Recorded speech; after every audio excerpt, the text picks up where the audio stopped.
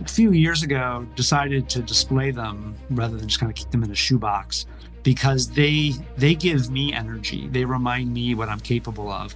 And I've had mornings when I'm down here working out and I just feel lethargic and I feel like I've got a big race coming up and I start to doubt whether I'm going to be ready. And then I look up and I've got all these medals and I'm like, wait a minute, I did that race and I did that race.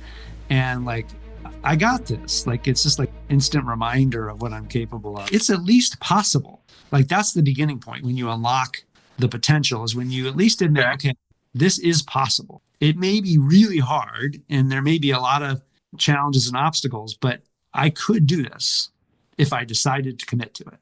Okay. Like, hitting that point was crucial. And I give a huge shout out to this group of runners that I train with called the Belmont Track Club. These people are incredibly inspiring. One of my friends has run 150 marathons, I think.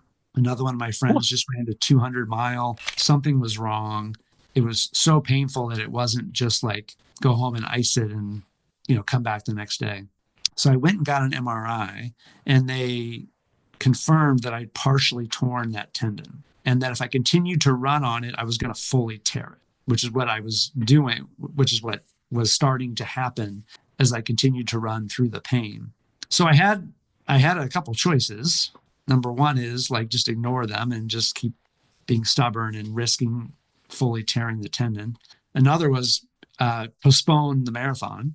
And then they presented me with this little sliver of hope for a third option, which was that if I took 4 to 6 weeks of total rest and over that time did a few things like dry needling and massage and a few things to really heal that tendon and let it start to heal, I might be able to run the race. But I wasn't going to be able to train between then and the race. So I'd have I'd be running the marathon after about 5 to 6 weeks off. And there was no guarantee I might get to mile 4 and have it tear.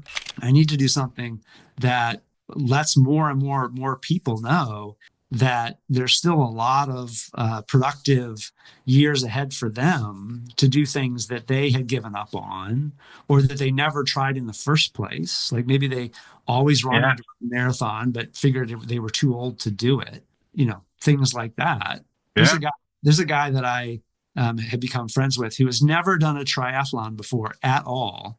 And now he's decided to do an Ironman. He's going to go from nothing to an Ironman. And I just think it's incredibly inspiring, the landing point for all the things that I'm doing. It's got links to videos that I've created on YouTube. It's got links to audio tracks I've created on Spotify. It's got links to like the motivational speakers that I follow the most. It's got links to products that I use and recommend. And the website is ShawnHoytStayActive.com. So, for those who may not, it's ShawnHoyt. So ShawnHoytStayActive.com. All of my daily updates or regular updates go on Instagram. So I'm at Shawn Hoyt Stay Active. I like to follow as many people as I can who are kind of also on their authentic journey. So if you follow me on Instagram, I will happily follow and cheer you on back. And don't be surprised if all of a sudden I'm commenting on your posts, because that's what I do. I love the focus and intentionality it brings into my life. That's fantastic. And I love that you shared those, because he's been scheduled for the show and he has an amazing wow package that he sends when he's going to guest on the show. So I have a t-shirt, I've got the challenge coin, and I love the Arate concept. I was wearing the t-shirt yesterday. I wear the black one, the heroic one to do yard work, and I wear the white one to the gym. So I love the shirts and it's good stuff. About switching gear to music, is there a certain type of music or artist or a song that really inspires you and fills your bucket? So for me, I read a book called Endure by Alex Hutchinson. I don't know if you're familiar with this book. It's a fascinating summary of all the scientific literature about endurance and what affects human performance. And one of the things that he documents in the book, based on study after study after study, is that what we listen to and the thoughts that we put into our own mind have a really significant impact on our performance.